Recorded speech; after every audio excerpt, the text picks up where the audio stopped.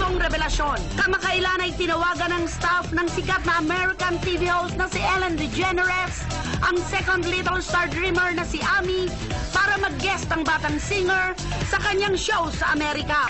Nabalitaan ko na ang staff o di kaya si Ellen DeGeneres ay interesado sa iyo. Anong iyong reaksyon? Kilala mo ba si Ellen? Opo. Sino si Ellen?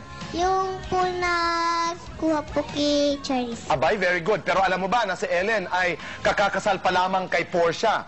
Ha? Anong masasabi mo? Sana po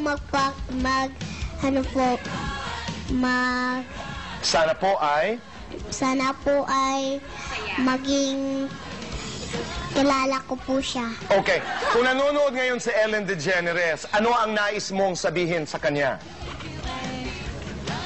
Thank you po sa pagkuha niyo sa akin kasi po matagal ko na pong Matagal mo nang pinapangarap? Opo, nagbahay. Ng bahay. So pag humingi ka kay Ellen ng bahay, sabihin mo si Tito Boy nangangailangan din ng bahay. Okay?